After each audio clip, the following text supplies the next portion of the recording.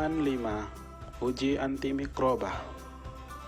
Alat-alat yang digunakan yakni pipet tetes, tip biru, pecandang, tabung pengenceran, tabung Evendom, pinset, mikropipet, dan vortex.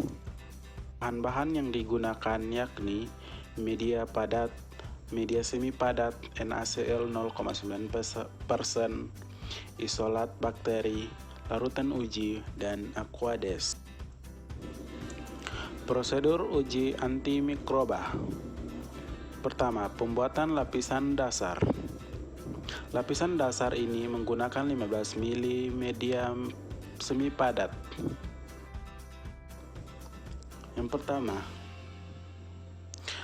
gunakan cawan petri yang telah disterilisasi. 2. Tuangkan media padat yang telah dipanaskan pada cawan petri sebagai lapisan dasar. 3. Diamkan hingga semi padat memadat. 4. Lakukan perlakuan yang sama pada cawan petri yang lainnya. Pembuatan suspensi bakteri. Suspensi bakteri. Uji dibuat dengan menggunakan 900 mikroliter NaCl dan 1 oz bakteri pada media miring. Prosedur pembuatan suspensi bakteri uji sebagai berikut. Yang pertama, pipet 900 mikroliter NaCl dengan menggunakan mikropipet.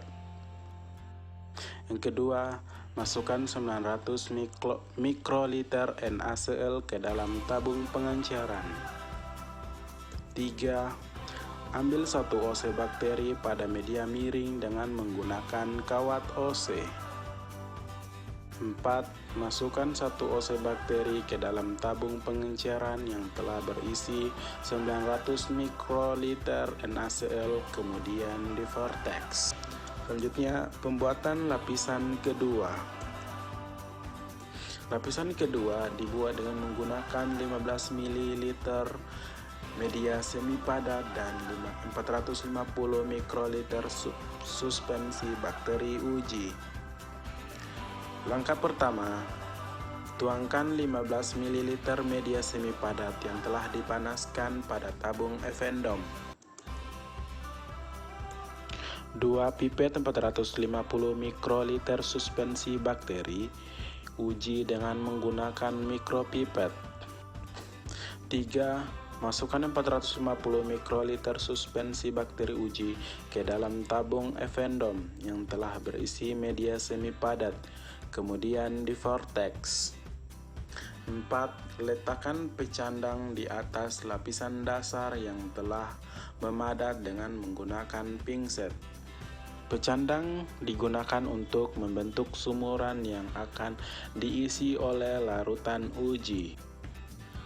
Pastikan letak pecandang tidak saling berdekatan. 5. Tuangkan 15 ml media semi padat pada permukaan lapisan dasar yang telah berisi pecandang. 6. Tunggu hingga media padat memadat. Pembuatan larutan uji.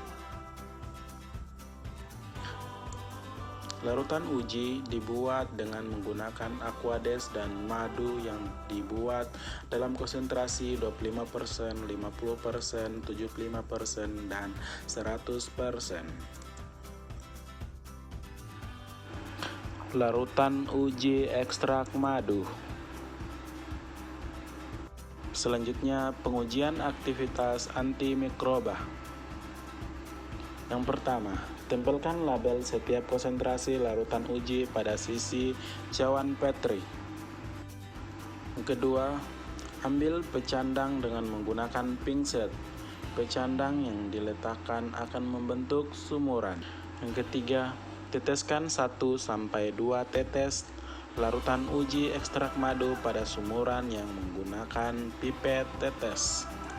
Teteskan larutan uji ekstrak madu 25% pada sumuran. Teteskan larutan ekstrak madu 50% pada sumuran berikutnya.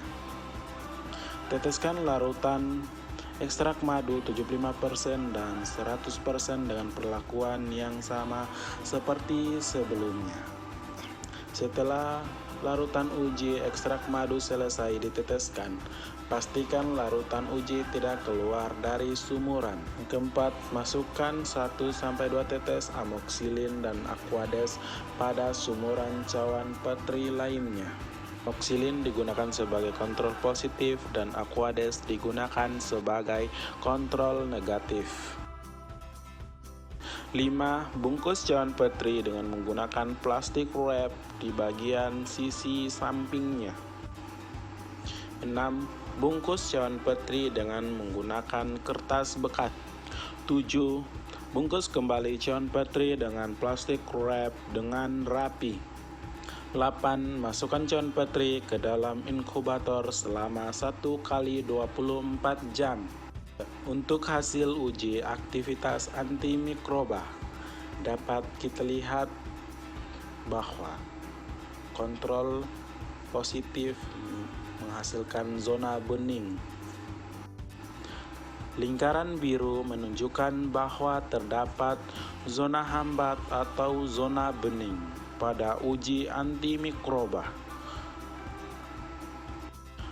Pengukuran zona hambat atau zona bening. Cara mengukur zona hambat bakteri.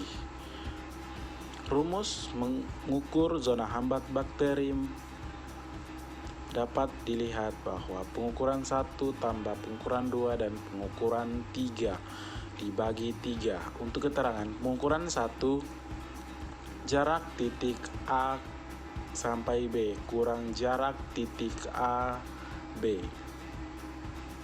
Kemudian pengukuran 2 dan 3 sama dengan pengukuran 1. Kategori diameter zona hambat. Dapat kita lihat pada tabel bahwa 5 mm kekuatan daya hambat dikatakan lemah, 6-10 mm sedang, 10-20 mm kuat, 21 mm kekuatan daya hambat sangat kuat. Hasil perlakuan uji serta kontrol positif dan kontrol negatif. Kemudian pada percobaan yang dilakukan, ekstrak madu 100% memiliki zona hambat yang paling luas di antara konsentrasi madu 25%, 50% dan 75%. Selanjutnya adalah destruksi.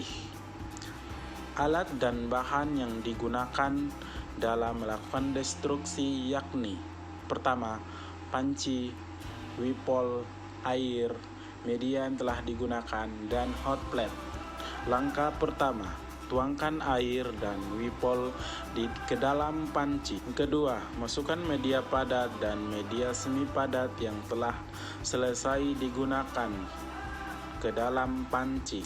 Media yang didestruksi ini yakni media bekas yang telah digunakan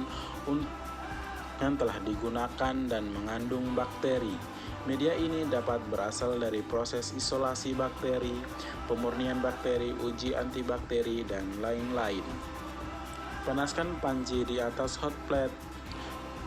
Tunggu hingga media mencair dan mendidih. Kemudian buang hasil destruksi pada tempat pembuangan limbah.